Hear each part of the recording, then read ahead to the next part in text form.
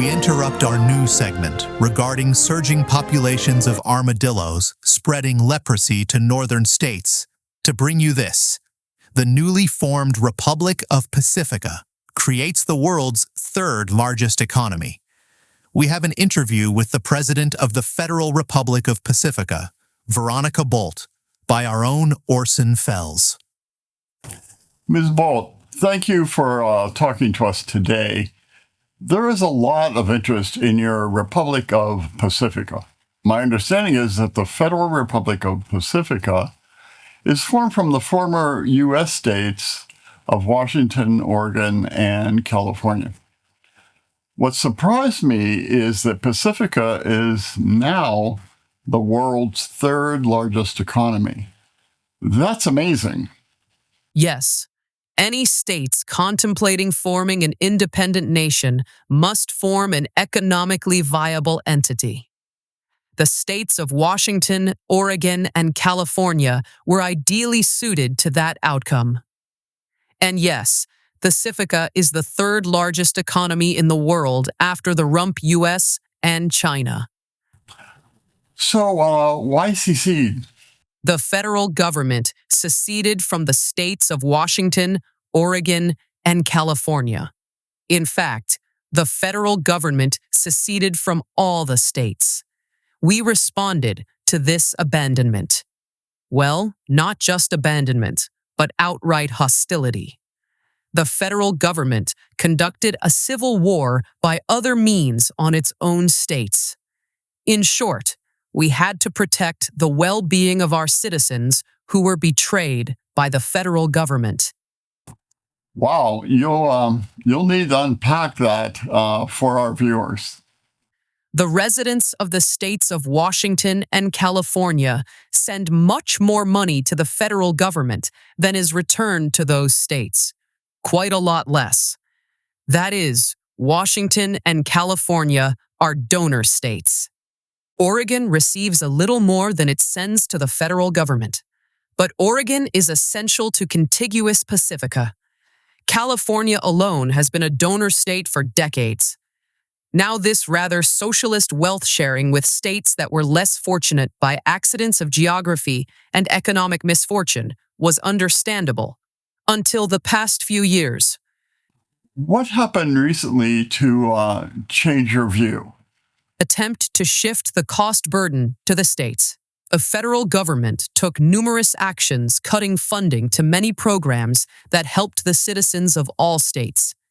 Now, understand that the program and grant cuts were funded by tax dollars from all states' citizens. They weren't handouts. In effect, the federal government wants to defund important programs that historically returned money to the states, while at the same time keeping the federal income tax burden on our citizens unchanged or increased. Some examples of these damaging actions? It is a challenge to untangle the hairball of antagonistic actions the administration has taken. It's all a sticky wad of dumb wrapped in political retribution. The common thread is that all of these actions hurt our citizens' health, quality of life, educational opportunities, and job opportunities. Examples include taking money away from our high-speed rail program and billions from renewable energy projects. None of this helps anyone. These actions impacted blue states only, so it was blatantly political retribution. There were also the cuts to Medicaid, Medicare, and the Supplemental Nutrition Assistance Program, SNAP. These cuts help no one, while increasing financial burdens on our citizens. Further injury comes from the chaos of the current administration. We see RFK Jr.'s HHS claiming as an aim to reduce environmental toxins, while the administration's guts environmental laws meant to prevent such toxins. Cancer prevention and research are axed for no discernible reason. Again, this helps no one. Then there's the conspiracy theory-fueled stupidity about vaccines. that will lead to increased illness and death among children and the elderly. It is clear the administration doesn't know the difference between a pure cost and an investment. Healthy citizens are a benefit to the nation. Sick ones are a cost. The administration is hell-bent on creating more illness. The states had to stand up to correct the damage done by the federal government. What is the guiding principle of Pacifica? The states that formed Pacifica are focused on improving the lives of our citizens. Pacifica wants educated, financially secure, and healthy citizens. The federal government is focused on supporting its oligarch class, making policy that renders its citizens uneducated, poor, and sickly. That and abandoning the rule of law and giving all power to the executive branch of their government. How did the departure of Washington, Oregon, and California happen, forming Pacifica? In short, by widespread voter rebellion in our 3 states. There was also the powerful SBS, or Stop Buying Stuff, movement. This pained the oligarchs, who pressured the federal government. There was also support from our friends in Atlantica, comprised of the New England states and New York, New Jersey, Delaware, Virginia, and Maryland. Atlantica will vie with us to be the world's 3rd largest economy. The federal government was hamstrung. So your states weren't simply annoyed, they were being targeted and the citizens harmed by the federal government.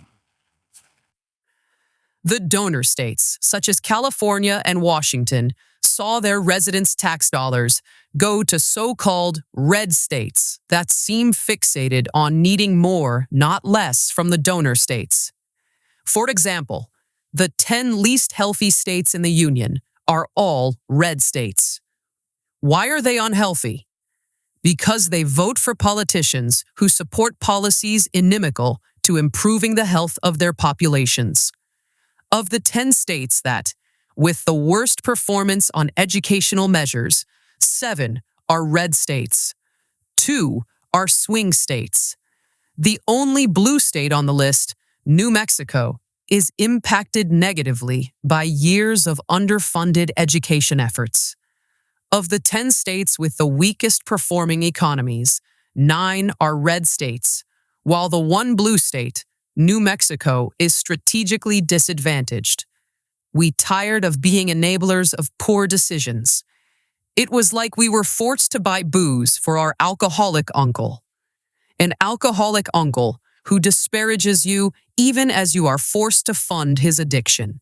Freed from our abusive relationship, we can use our economic strength for our own improvement. So, how's it going? We are free to take actions to improve the lives of our citizens. Everything we do is designed to have healthy, educated, financially secure citizens. Citizens come first. We find that business thrives in such a citizen-first environment.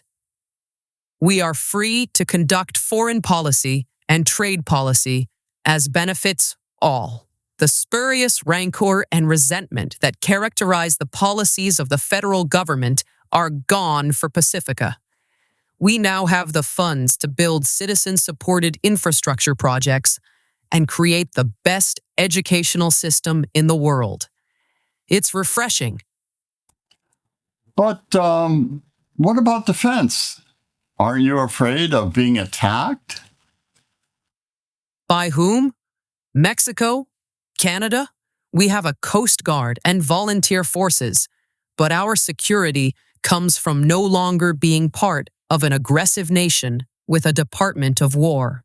We have economic and technology sharing agreements that place us as benefit to all and a threat to no one. We think history has shown that war doesn't work. We will have to talk again so that our audience can learn more about your direct democracy. Do you have political parties? I must say, our direct democracy is popular with all citizens who now feel truly invested in their government. We have numerous groups that advocate for certain issues. They are not political parties, as that is normally understood. They do not have vast financial power or persistent political power. We have eliminated the profession of politician. We vote on ideas, not political parties. That's fascinating. You'll have to explain the Republic's direct democracy should we have time. Advertisers want us to return to the festering armadillos. They believe fear-based programming gets the most viewers. We thank you for your time, Vera.